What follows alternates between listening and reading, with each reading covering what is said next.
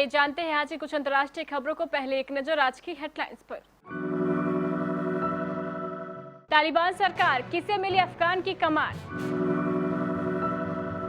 झारखंड, नमाज रूम पर असेंबली में बवाल से आहत स्पीकर बोले, मुझे पीट लो पर कामकाज तो चलने दो। करनाल, प्रशासन व किसानों के बीच नहीं बनी बात। अफगानिस्तान, काबुल में पाकिस्तान विरोधी रैली, तालिबान ने हवा में चलाई गोलियां। सचिन पायलट को मिलेगी बड़ी जिम्मेदारी, क्या है राहुल गांधी के बर्थडे विश का सियासी मैसेज? भूपेश बघेल के पिता को पुलिस ने किया गिरफ्तार। तालिबान ने किया अंतरिम सरकार का ऐलान। पेट्रोल डीजल की नई कीमतें जारी। मौत से सिर्फ 6 दिन पहले सिद्धार्थ ने किया था ये नेक काम। और शिखर धवन का हुआ तलाक, पत्नी आयशा मुखर्जी ने लिखी इमोशनल पोस्ट। अफगानिस्तान में तालिबान ने 15 अगस्त को काबुल पर कब्जा करने के करीब 21 दिन के बाद मंगलवार शाम को अंतरिम सरकार के गठन की घोषणा कर दी। इसमें समूह के पुराने चेहरों को जगह दी गई है। नई सरकार में 33 मंत्रियों को शामिल किया गया है। मुल्ला मोहम्मद हसन अखदून को अफगानिस्तान का प्रधानमंत्री बनाया गया है। मुल्ला बरादर और मौलवी हन्नाफी को उप प्रधानमंत्री बनाया गया है। तालिबान के प्रमुख शेख हिजबुल्ला अख्तुनजादा सुप्रीम लीडर होंगे। तालिबान के कैबिनेट में ऐसे लोगों को भी जगह दी गई है जो अमेरिका का मोस्ट वांटेड आतंकी है। सरकार में अमेरिका नीति गठबंधन और अफगान सरकार के सहयोगियों के खिलाफ 20 साल तक चली जंग में दबदबा रखने वाली तालिबान की शीर्ष हस्तियों को शामिल किया गया है। इस सरकार में गैर तालिबानियों को जगह दिए जाने की कोई जानकारी नहीं मिली है। नमाज रूम में मुद्दे पर झारखंड असेंबली में मंगलवार को जय श्री राम और हनुमान चालीसा का पाठ करते हुए बीजेपी के विधायक स्पीकर रविंदर नाथ महतो के आसन के समीप पहुंच गए। उन्होंने सदन की कार्रवाई में व्यवधान उत्पन्न किया। महतो इतने ज्यादा आहत हो गए कि यहां तक कह दिया कि मुझे पीट लो पर कामकाज तो चलने दो। बीजेपी विधायक भगवा कपड़ा पहने हुए थे। 28 अगस्त को किसानों पर लाठीचार्ज का आदेश देने वाले करनाल के तत्कालीन एसडीएम आयुष सिन्हा के खिलाफ किसान सख्त कार्रवाई चाहते हैं। इसे लेकर लघु सचिवालय में 15 किसान नेताओं के प्रतिनिधि मंडल के साथ प्रशासन की वार्ता हुई, लेकिन डीसी निशांत कुमार यादव और एसपी गंगाराम पुनिया के साथ 2 घंटे 5 मिनट चली वार्ता बेनतीजा रही, क्योंकि प्रशासन की ओर से एसडीएम के खिलाफ कार्रवाई की मांग से इनकार कर दिया गया।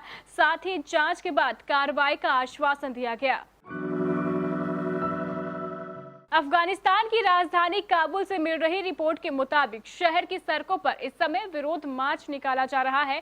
इस विरोध प्रदर्शन में अफगान महिलाएं और नौजवान अपने अधिकारों की मांग करने के साथ साथ पाकिस्तान विरोधी नारे भी लगा रहे हैं। प्रदर्शनकारियों ने अल्लाह अकबर, हमें एक खुद मुख्तार मुल्क चाहिए, हमें पाकिस्तान की कठपुतली सरकार नहीं चाहिए, पाकिस्तान अफगानिस्तान छोड़ो जैसे नारे लगाए। ये प्रदर्शनकारी राष्ट्रपति भवन तक पहुंचने की कोशिश कर रहे थे, लेकिन तालिबान लड़ाके प्रदर्शनकारियों को तीतर बितर करने के लिए हवा में फायरिंग करते रहे।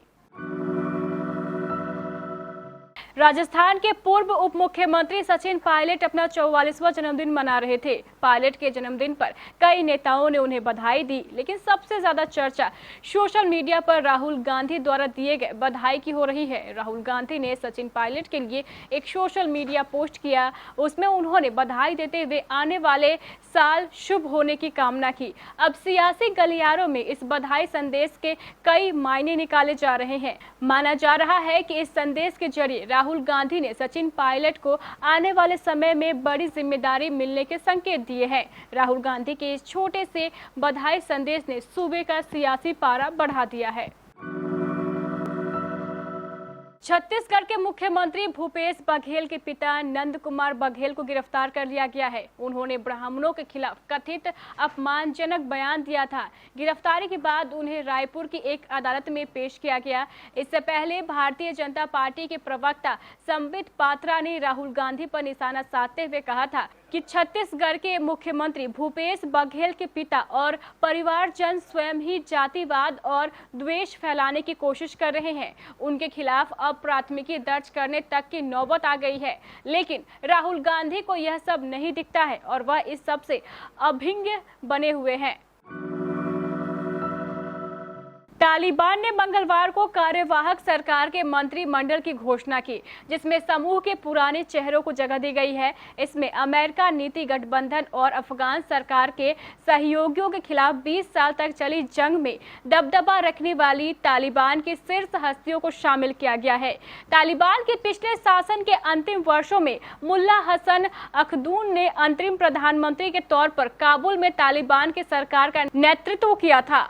अमेरिका के साथ वार्ता का नेतृत्व करने वाले मुल्ला गनी बरादर को अखदून का उप प्रधानमंत्री बनाया जाएगा। बरादर ने अमेरिका के साथ समझौते पर हस्ताक्षर किए थे, जिसके तहत अमेरिका पूरी तरह अफगानिस्तान से बाहर निकल गया था। तेल विपणन कंपनियों ने पेट्रोल और डीजल के कल मंगलवार के नए रेट जारी कर दिए। सरकारी तेल कंपनियों ने रविवार 5 सितंबर को पेट्रोल डीजल दोनों ही ईंधन की खुदरा कीमतों में 15 पैसे प्रति लीटर की कमी करने के बाद कल 7 सितंबर को लगातार दूसरे दिन ऑटो ईंधन पेट्रोल और डीजल की कीमतों में कोई बदलाव नहीं किया है। पेट्रोल और डीजल दोनों ही ईंधन की कीमतों में कोई बदलाव नहीं होने की वजह से कल के दाम स्थिर है। देश के सबसे बड़े ईंधन खुदरा विक्रेता इंडियन ऑयल कॉरपोरेशन के अनुसार राष्ट्रीय राजधानी दिल्ली में पेट्रोल की कीमत 101 रुपये 19 पैसे और डीजल के दाम 88 रुपये 62 पैसे प्रति लीटर पर अपरिवर्तित हैं।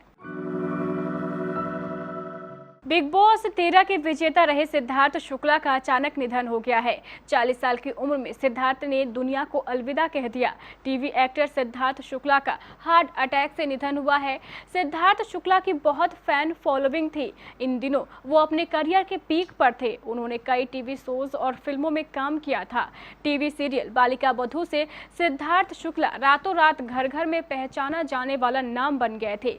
गौर करने वाली बात यह है कि सिद्धार्थ शुक्ला ने मौत से 6 दिन पहले इंसानों की जिंदगी को लेकर बात की थी। सिद्धार्थ शुक्ला ने मौत से सिर्फ 6 दिन पहले ही एक नेक काम किया था। सिद्धार्थ शुक्ला को एक शख्स ने 27 अगस्त को टैग करते हुए बताया था कि सिद्धार्थ ने स्ट्रीट डॉग्स के लिए एक कैंपेन का सपोर्ट कर रहे थे और जानवरों के खाने का वो पूरा इंतजाम कर रहे थे। उस शख्स ने एक्टर को धन्यवाद कहा था। सिद्धार्थ ने इस शख्स को जवाब भी दिया था। सिद्धार्थ ने जवाब में लिखा, एक ऐसी दुनिया में जहां मानव जीवन इतना सस्ता हो गया है, यह देखना सुखद है। स्ट्रीट डॉग्स के लिए दया भाव रखें। इंडियन क्रिकेटर शिखर धवन और उनकी पत्नी आयशा मुखर्जी शादी के 8 साल बाद अलग हो गए हैं। आयशा मुखर्जी ने मंगलवार को अपने नए इंस्टाग्राम अकाउंट पर इस बात का ऐलान किया। सोशल मीडिया पर शिखर धवन की पत्नी आयशा मुखर्जी की पोस्ट वायरल हो रही है। इसमें आयशा मुखर्जी ने तलाक से जुड़ी बातें लिखी है। शिखर और आयशा ने 2012 में शादी की थी। धवन और आयशा का एक बेटा भी है जिसका नाम जोरावर है। आयशा उम्र में शिखर से 10 साल बड़ी है। पहली शादी से उनकी 2 बेटियां हैं। फिर 2014 में आयशा ने धवन के बेटे जोरावर को जन्म दिया था। तो ये थी हमारी कुछ अंतर्राष्ट्रीय खबरें। चलेंगे प्राइम स्टूडियो।